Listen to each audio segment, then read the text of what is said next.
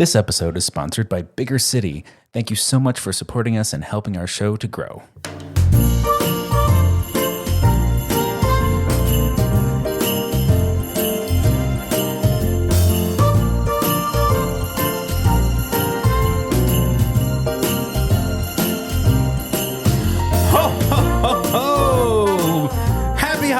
And welcome to the Big Fat Gay Podcast's holiday special. My name is Michael Willer. I am a chubby chaser, and I've forgotten to say this is where we talk about the things that weigh on our minds. But I was just overtaken by the Christmas spirit. Your mind was weightless. Yeah, I had literally nothing in there. That's the whole point of the holiday. Michael's really entered the spirit. Just call me airheaded Santa. Hey there, my name's Don. I'm a big chubby guy living here in Christmassy Hollywood. And today I am a nogged up boy waiting for Christmas time. He got himself all nogged up. I'm nogged up and waiting at the bottom of the Christmas tree and looking for good stuff to happen. Hello, my name is Dan Oliverio, author, public speaker, and chubby chaser. And today, yes, I am in the holiday spirit, and we have all these various teas and brandies and cognacs and things to try and things to taste. Yummy, yummy, yummy. I'm Trevor Keyson. I'm a super chub who's ready for the holidays, and I got some goodies, got some treats, I got some fuzzy socks, and I'm ready for just to be in a little gingerbread land and eat myself and the house I'm in and everything. He was imprisoned in a gingerbread house and he ate himself out. I mean, That's my Christmas tradition. Eating yourself out? Happy holidays, everyone. You're welcome. Happy holidays indeed. We celebrate all the holidays around here, including, I don't have a segue. Thank you, Bigger City. the season of giving. That's what I was getting towards. There we go. There you go.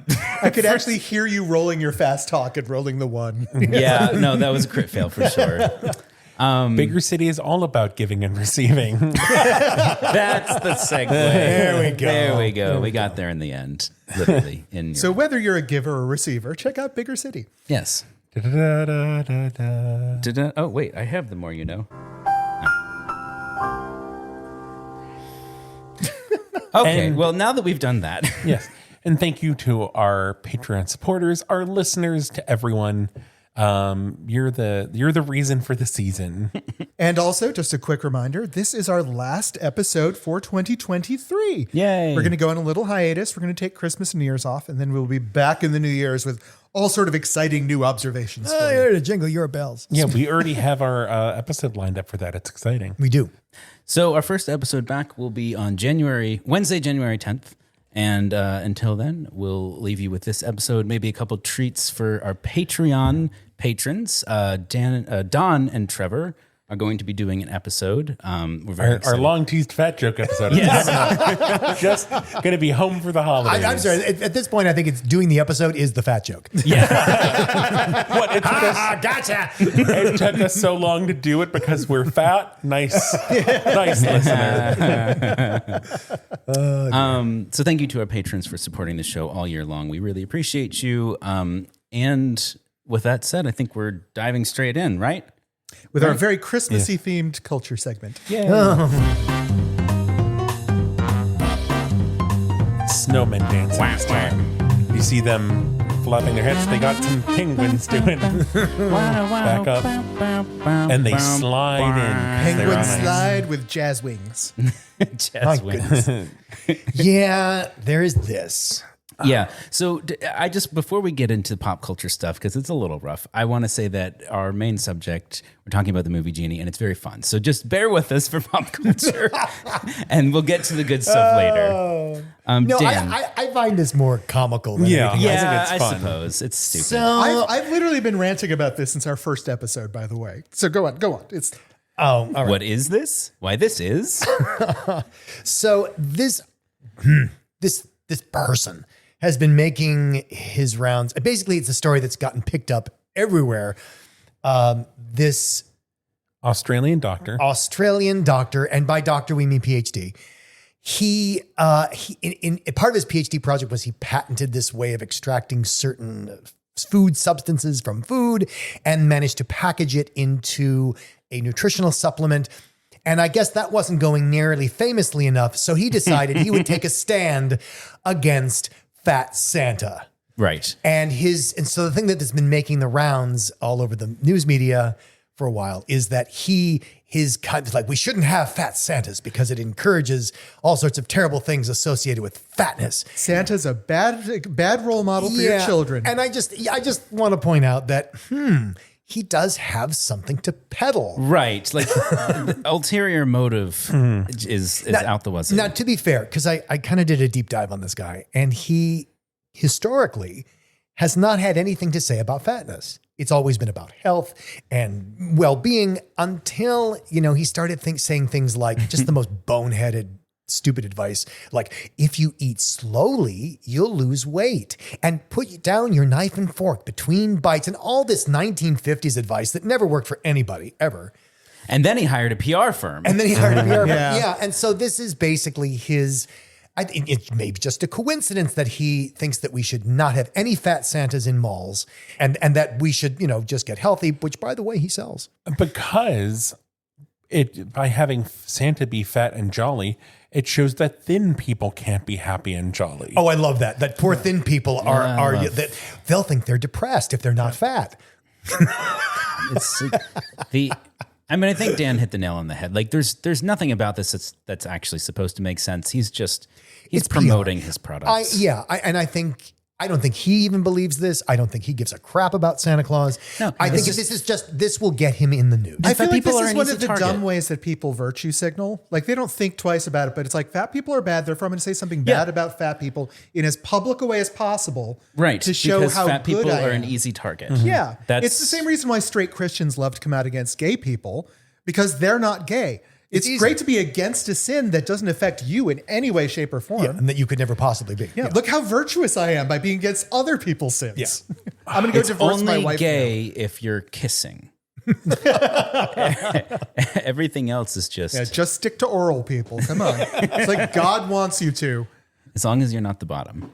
Anyway, just leave Santa alone. It's every year.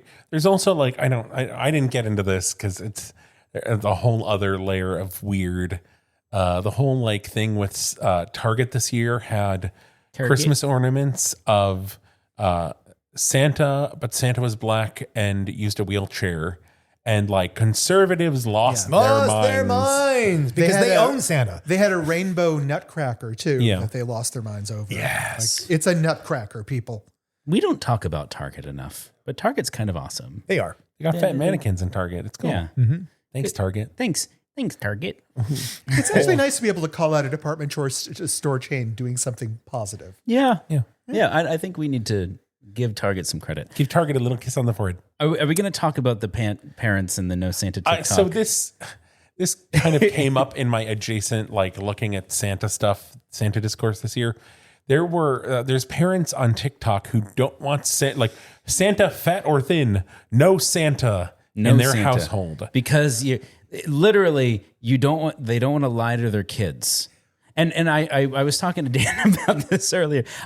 It's literally a character from a cheesy Christmas movie who, when they were a kid, they believed in Santa, and then they discovered their parents were lying to them, and they were crushed. And so they grew up, being a Grinch and not believing in Santa and making sure that nobody around them could believe in Santa either. That's the thing. It's like, I don't believe in Santa, therefore you shouldn't believe in Santa, which is, that is the Christian spirit. But I think also that the idea that I was so traumatized by this. Yeah. My parents like me, if that's the biggest trauma you have. Your parents did an amazing job with yourselves. you then. Yeah. And the thing is, I'm so confused by this too, because I grew up in the 70s and I already had lots of friends at that point who were not raised with Santa Claus. It was a choice that a lot of people made. And the whole logic of don't lie to your children was a pretty common thing. I don't see how this is news.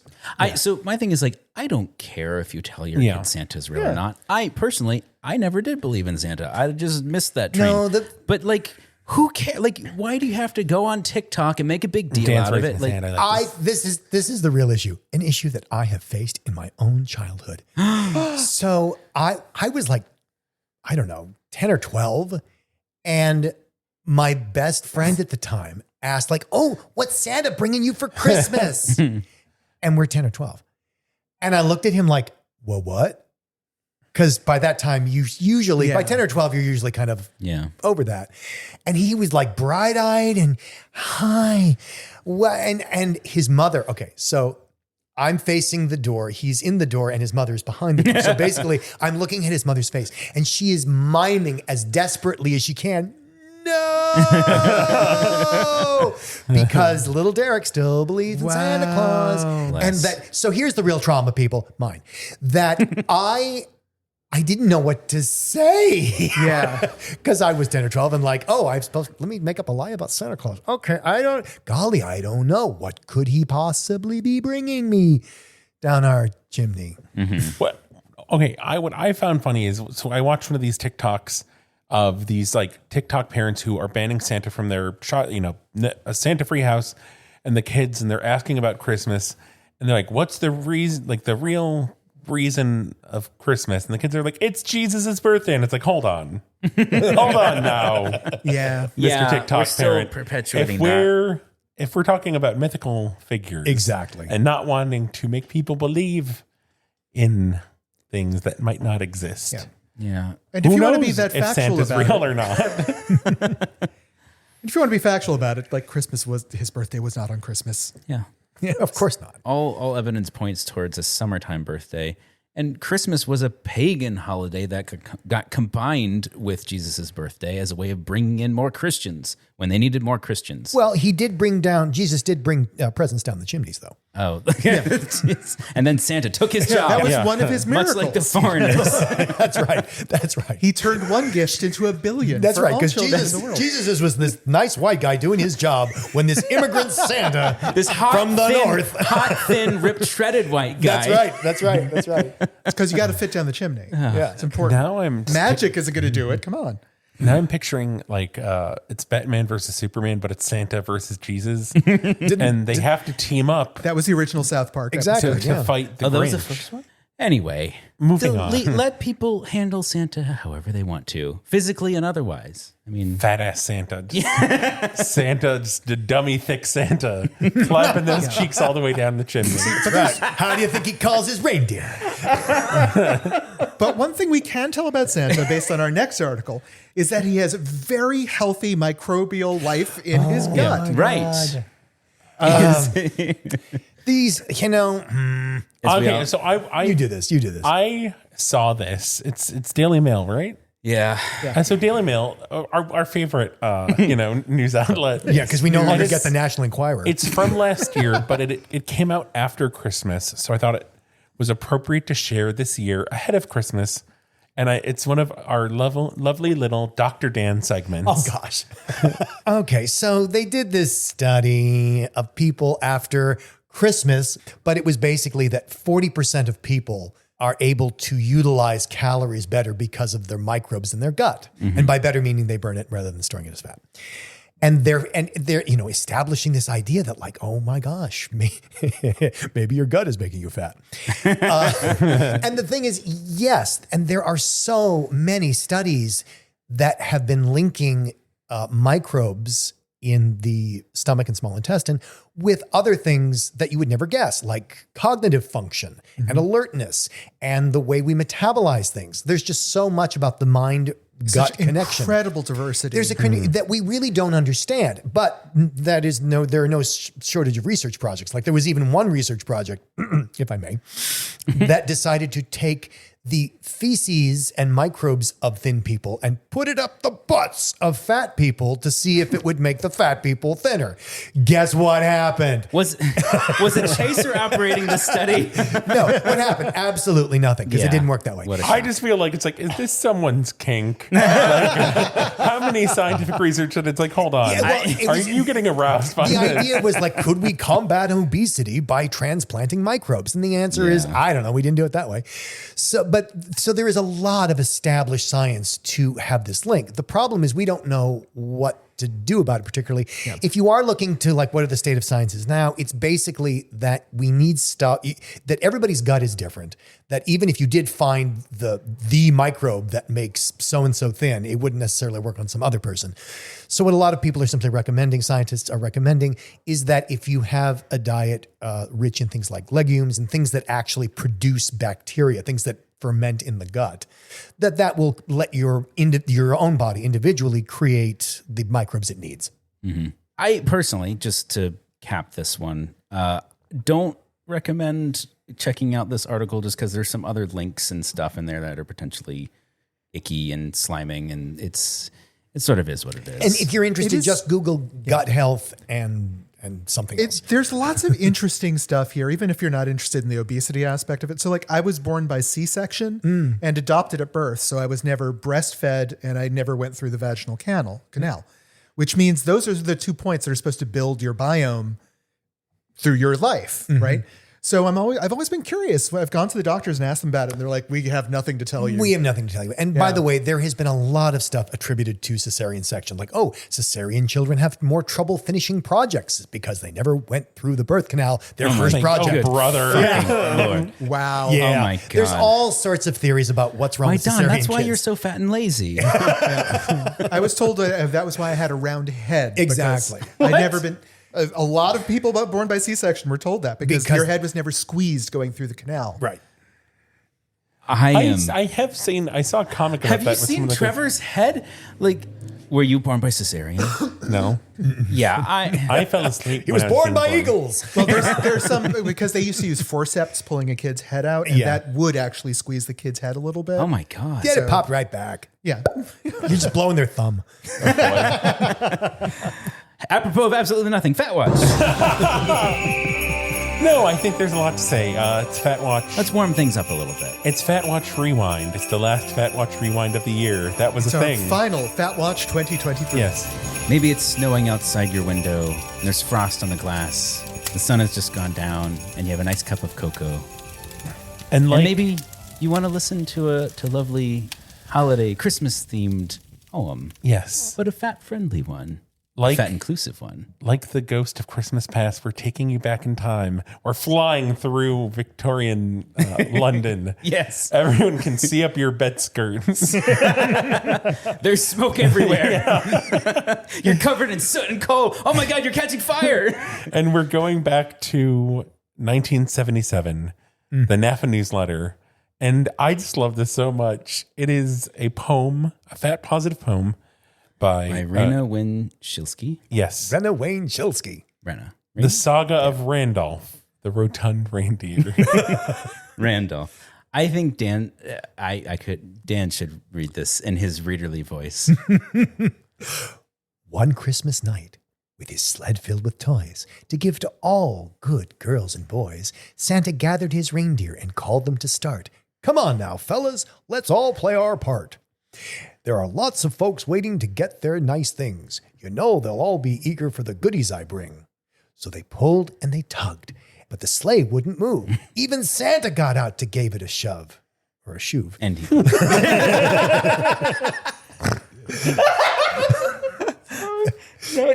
that got me.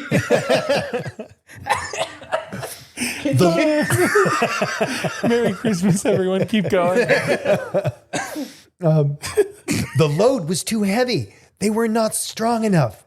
It seems that this year we've packed way too much stuff. Santa called to his elves. They began to debate. But we can't unpack now. It's really too late. Then Rudolph remembered a reindeer he'd met. He's strong and stout fellow. He'll move us, I'll bet. So Randolph the Rotund Reindeer was hired, a creature for whom his strength was admired. He was round, some say fat. Strong and loyal he served, and on Christmas morning, good children got all they deserved. So at last, Rotund Randolph has earned his great fame. Children the world over joyfully sing out his name. They really do.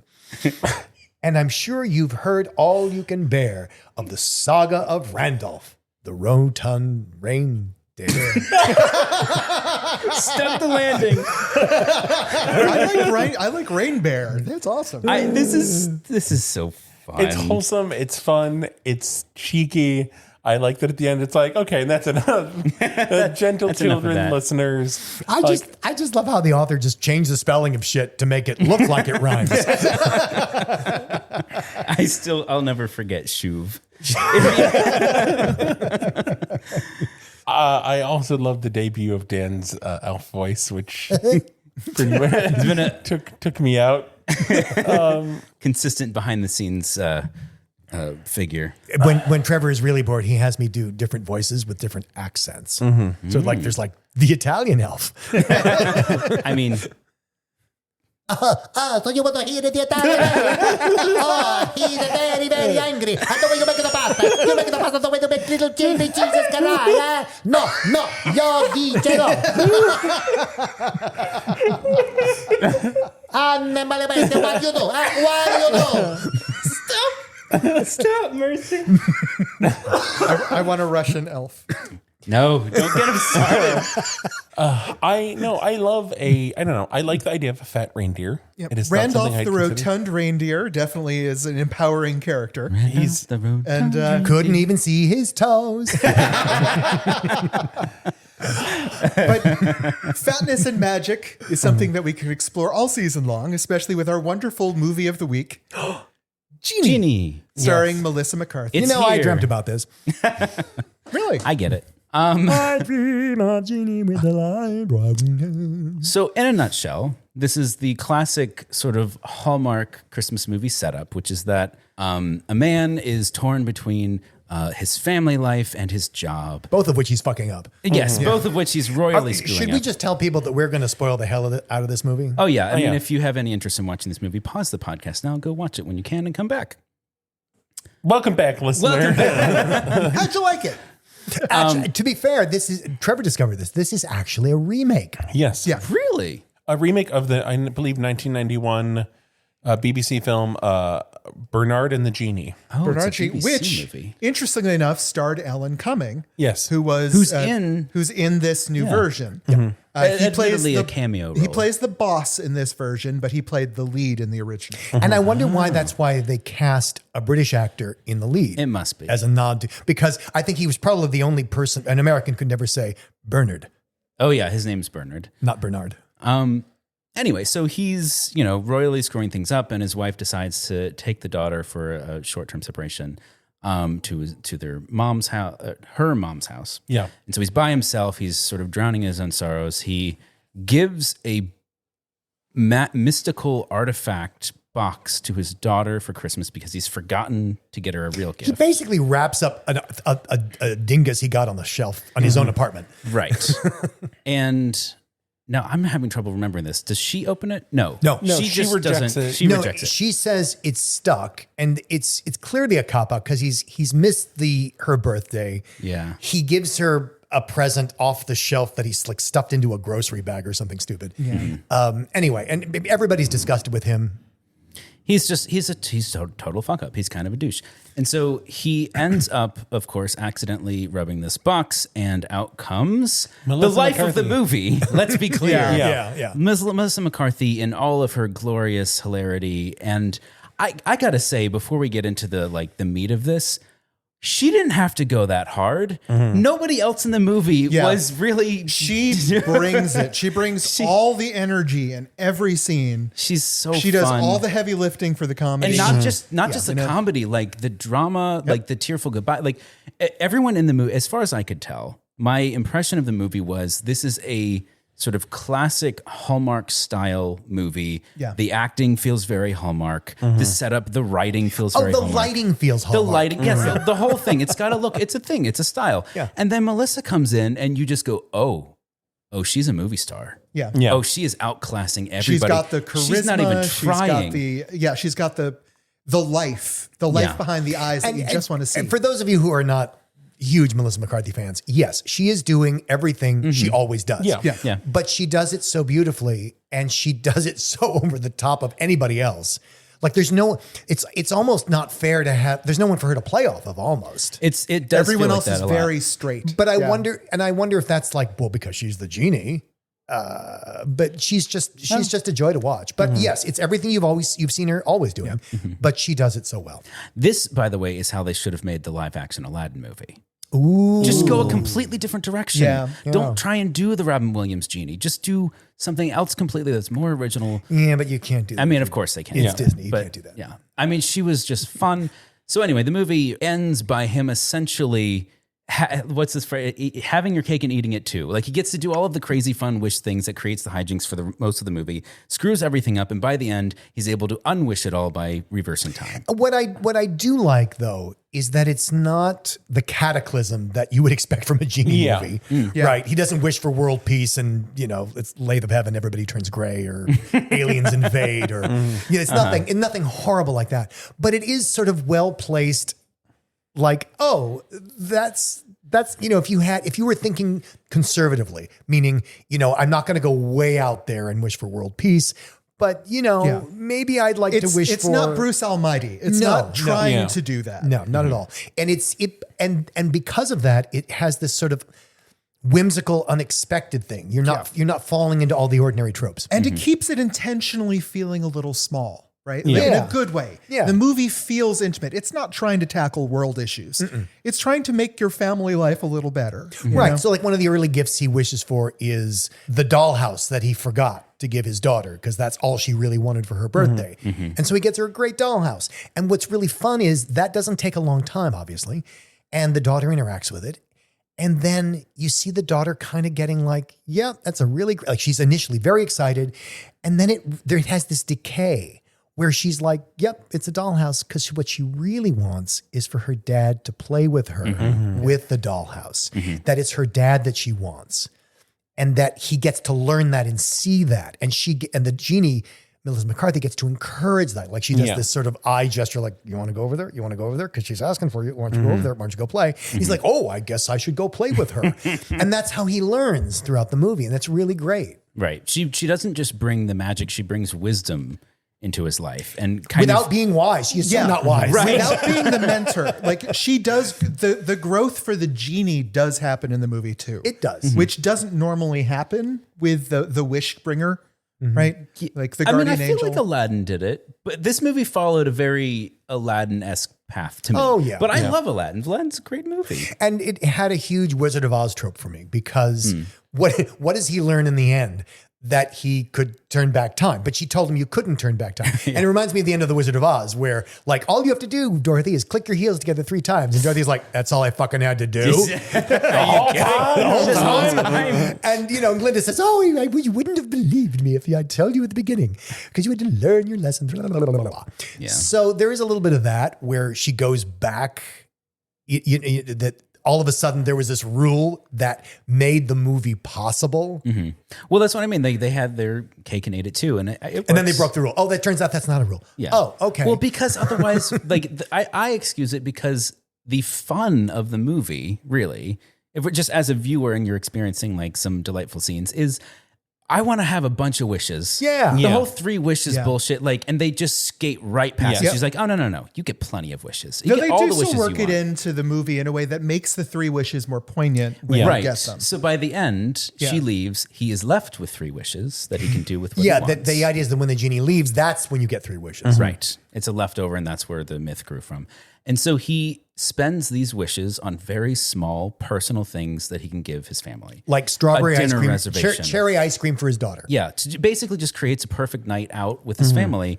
And ultimately, that's the lesson learned, is that you don't need the magic. You just need to be there and make moments. It was so funny watching Dan with the last wish, where it's like they're at the fancy restaurant and she's like, I want peanut butter sandwich and cherry ice cream. I was And so he's mad. like, oh, we don't have that. And he's like, kind of wistful. The dad wistfully wishes, use that last wish so the daughter can have what she wants. And Dan's like, ah. Because here's my I point. was too. Why are you taking your daughter to a fancy restaurant for her birthday? And by the way, the daughter originally asked for like something ice skating, right?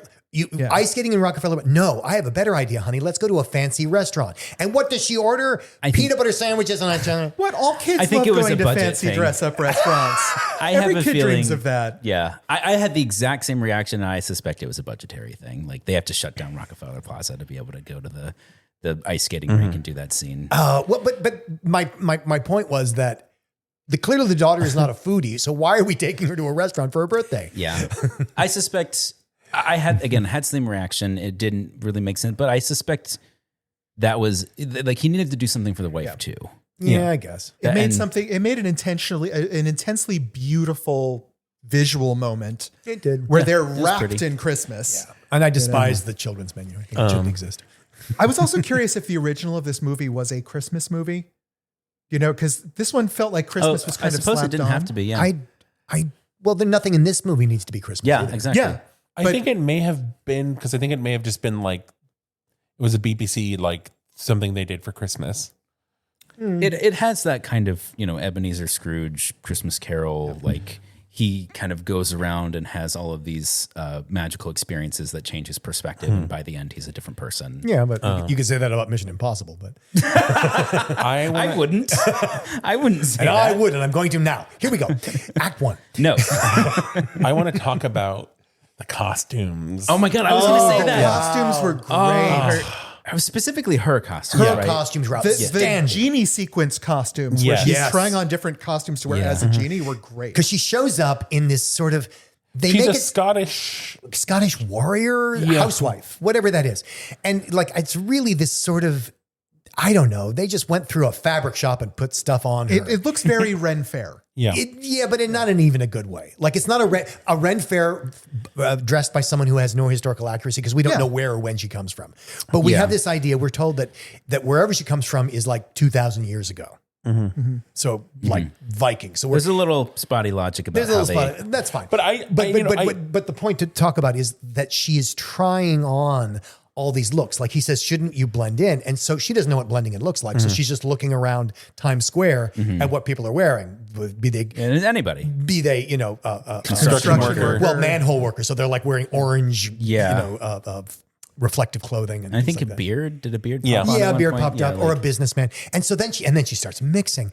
And I thought, what an opportunity for a costume designer. Yeah. Yeah. You could see someone just playing there with those outfits. It Well, was beautiful. and you have a non-typical Hollywood typical body, right? Yeah. So you have got a very different canvas to put all this on.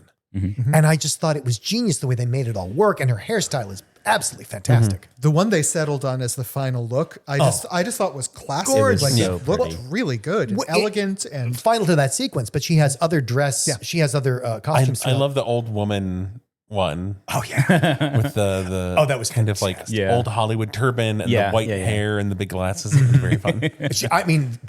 I thought they could have kept that as far as I was concerned. Yeah. Yeah. so I did a weird went down the rabbit hole with the writer of this movie. Oh, yeah. And the writer of this movie has an amazing anthology. So 4 Weddings and a Funeral, Writing for Mr. Bean, Notting Hill. Are we sure that's not the original? Blackadder. Are we sure that's not the original? He did both. Oh, he did both. Yeah. Never He's- mind. He did a lot of Rowan Atkinson stuff, but one of the things that Bridget Jones's Diary, There is to that. show, very good with this perspective and weight issues and stuff. But one of the things I thought was really interesting is he's been writing very consistently for Dawn French since the early 90s. There you go. There you go. Looking at his resume up until fairly recently, he's still been working with her. And so I know the original version of the Genie was played by a man, and it didn't appear to be a fat role. But so his Don French's husband was the genie. was the genie. Should we say who Dawn French is for people who don't know? Oh, probably. So Dawn and French is a famous British comedy team. Dawn French and Jennifer Saunders, who you might know from Ab Fab. But Dawn French is the gorgeous fat comedian who you might know from Vicar of Dibley. Vicar of Dibley, which was also written by this writer. Oh, well, there you go. I didn't know that. That makes sense because I was very nervous about how I'm like, are they going to be doing fat jokes? One of the things I thought doesn't come interesting, up at once all, I right? found out that it was that he worked so much with Dawn French, I was watching the movie and I started picturing this role being done by her, and it wasn't that hard, like in a good way. Like she wouldn't have done it the same way Melissa No, McCarthy she couldn't did. have. They're such different actors. But when I was reading it, I could see the way like the sensitivity of the character is very much on brand for Dawn French. Yeah. That is the way she delivers emotion, is the way they're presenting those scenes. The comedy of it would have been done differently from Melissa, but you could see her landing those jokes. I think he was inspired by her a bit. Oh, I just want to put this in for our much younger audience. If you don't know French and Saunders and you don't know Ab Fab, maybe you know. Ab Fab meaning absolutely fabulous. Yes, thank you. Absolutely Fabulous is the name of the TV series on the BBC, or it's British television. Anyway, if you don't know any of those, you might remember the fat lady in the painting in the first Harry Potter movie. Oh, yeah. Yeah. That is Dawn French. No, she wasn't in the first one because there is just a fat actress in the first one. Oh, I'm sorry. I've got But the wrong when- movie. Yeah. When the fat lady painting is more prominently featured, it's Dawn French. Yes. Oh, so she was the Yes. recast. I see. She was the recast. Yeah. She's the one with the glass, like just the sound of my voice. But those of you who are familiar shatters with the Dawn glass. French will know that like fatness is usually incorporated in some way in most of her material, but in a way that she always feels a bit more in control. yeah. Yeah. And like I never fal bad after watching a Dawn French thing as a fat person. No. Well, that's not to tease it again, but that's something almost certainly that you and Trevor are going to be talking about in that mini-sode. Like the idea of why do, certain fat jokes go certain ways. Yeah. I also loved how, Melissa McCarthy's character falling in love with pizza.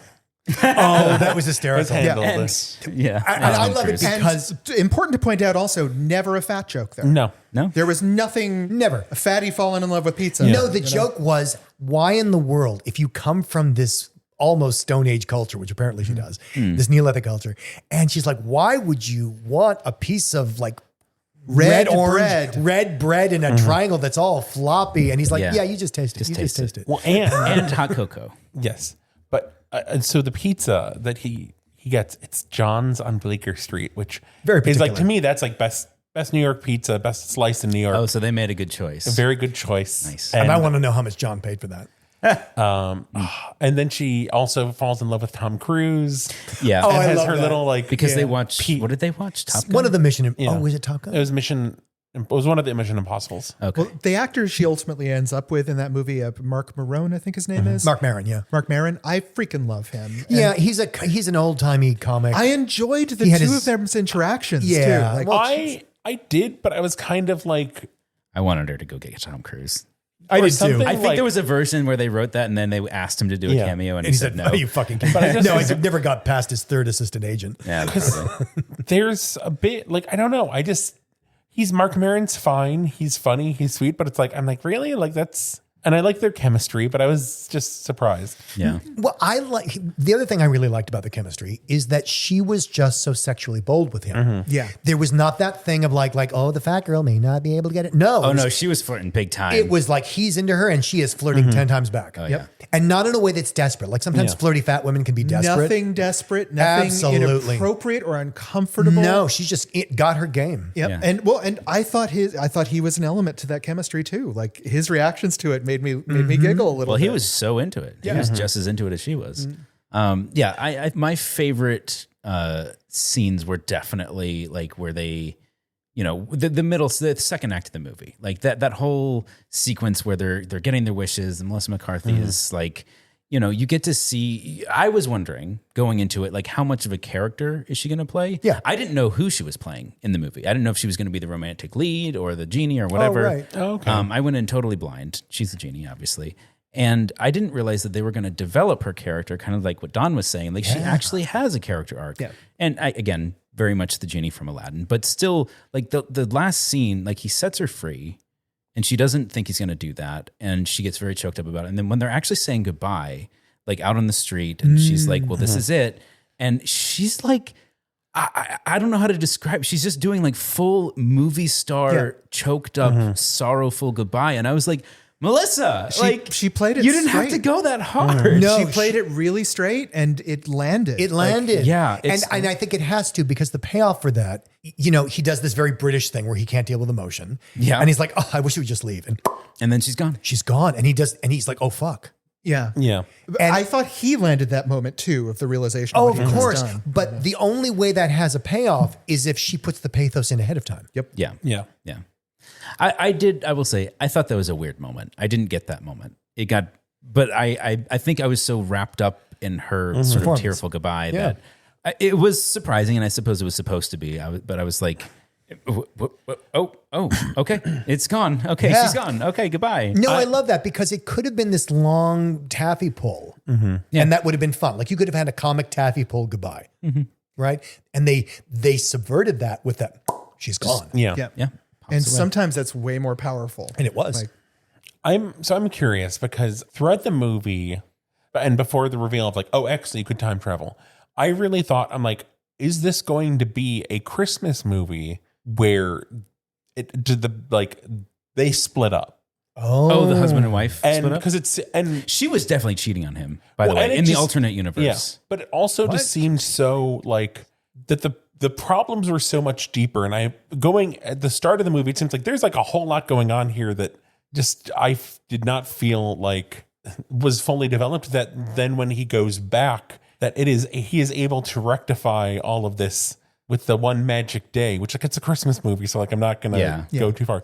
But I was surprised that it's like, and they lived happily ever after, because it seemed like the more they progressed through the relationship that like, oh, it's so fucked up. So what I was saying, I'm not getting this. so she goes to stay with her mom, and there's a neighbor that there's the man He joins who's them like for dinner. joins them, and he's like the total weird third wheel. It's like, Oh, why is he that. there? Yeah. And if you look at her body language and the way that she delivers lines in scenes without the other guy there, just between her husband, she is exhibiting a huge amount of guilt.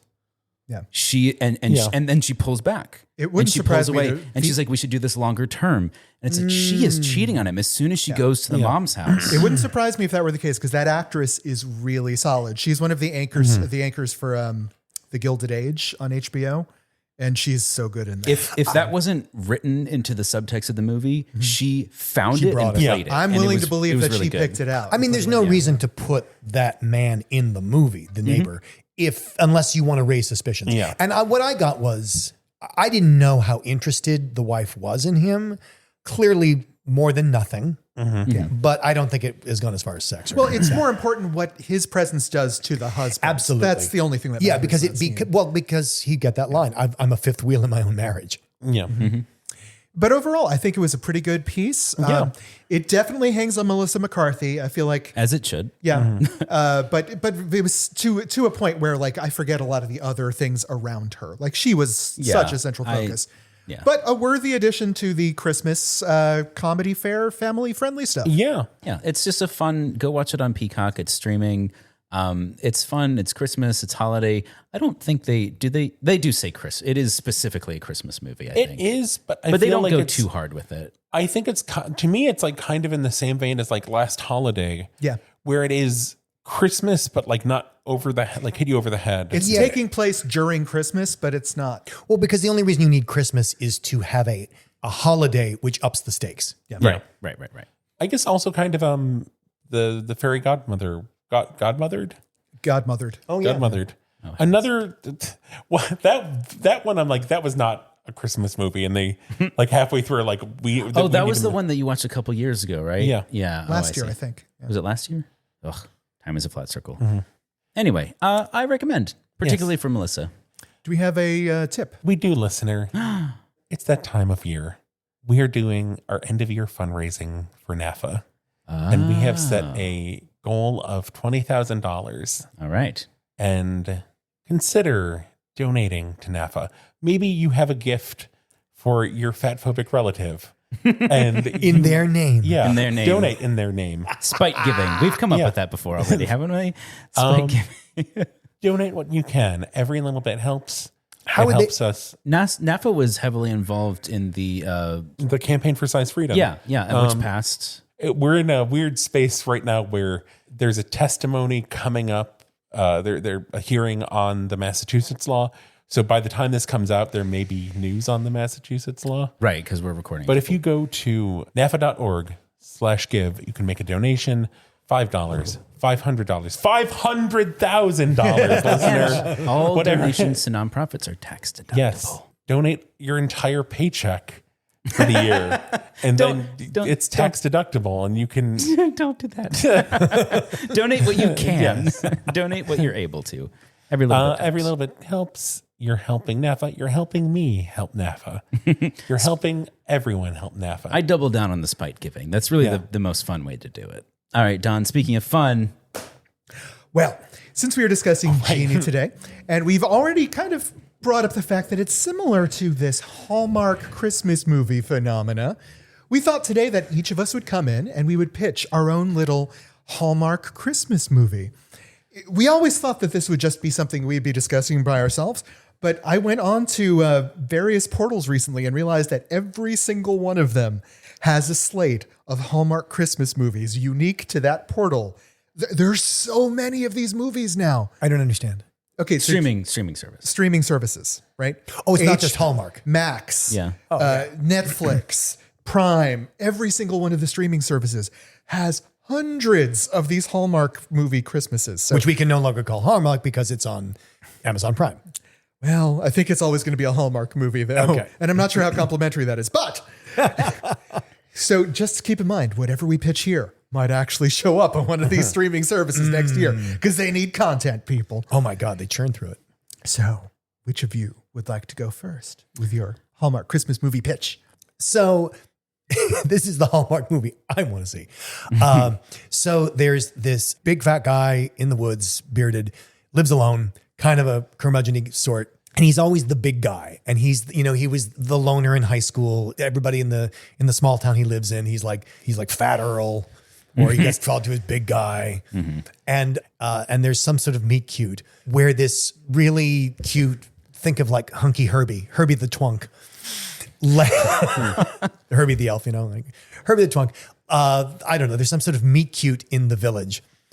And of course, they don't get on well, and they really don't like each other. And they discover that the other's gay, and the big fat guy's like, well, that's what's wrong with all the gays. They look like that. And the guy and the Herbie cares like if someone were gay, why would you look like that? And they find out they're the only two people on Grindr. That's right. They're the only two. 100-mile Right, they're the only radius. two people on Grindr in like this town in Ohio.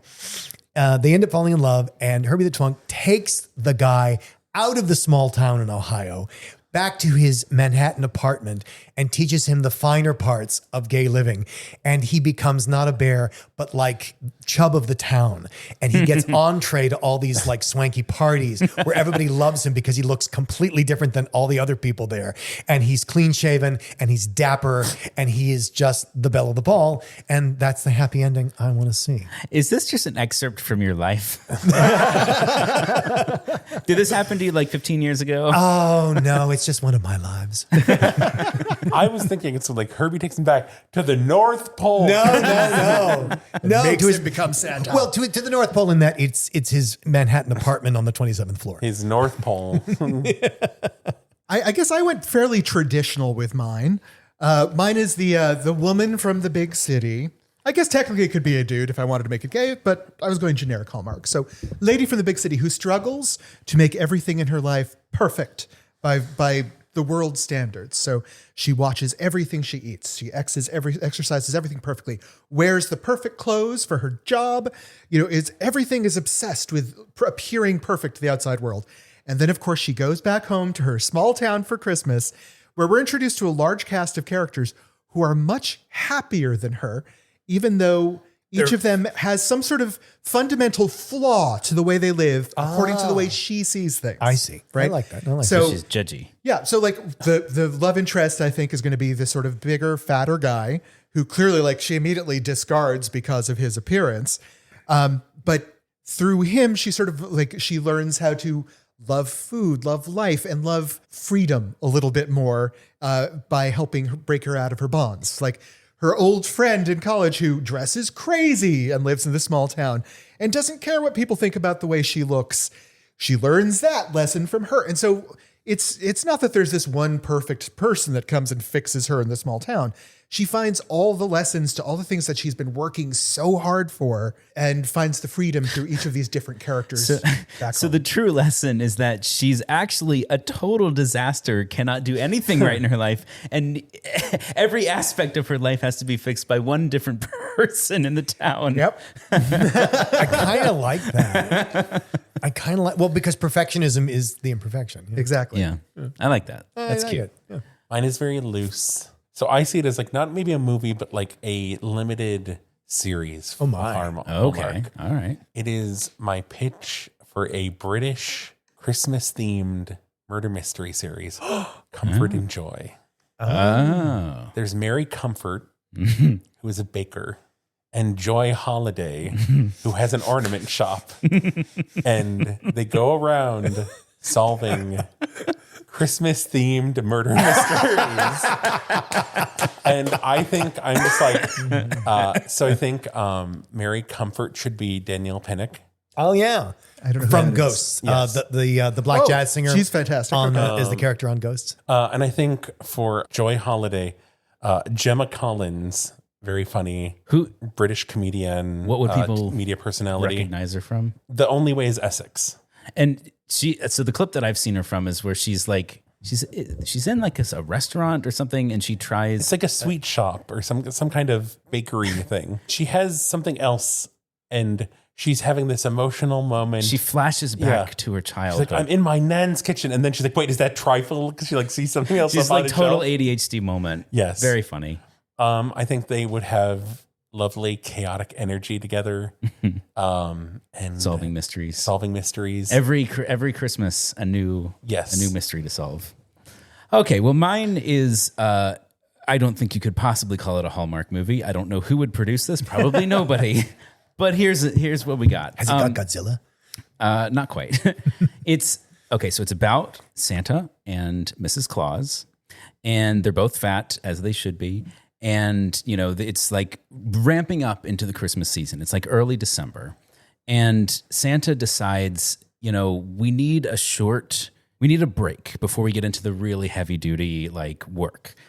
So he decides he wants to book a cruise, and that they're going to go have a little mini vacation, get some warm weather, and enjoy that, and then they can go back to Christmas. And so he and Mrs. Claus book this cruise, and they do not realize that this was a gay cruise. and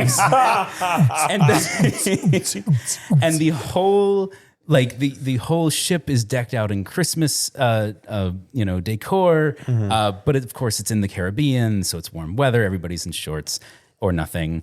And Santa is being hit on by all the chasers who are into the daddy chub type, and he ends up having this fling with one of the chasers. Oh my. And it's this whole, you know, of course you have all the funny shenanigans with Mrs. Claus, like, and all the gay guys, and she's having a fun time, not realizing that there's this romance developing on the side, and Santa's all torn because infidelity and blah, blah, blah, blah. And so he finally comes clean and tells her, and the twist is that she was the one who chose that cruise. Shit, that's great. Because she knew that he was struggling with this and hadn't expressed it and had no way to explore I it. love it.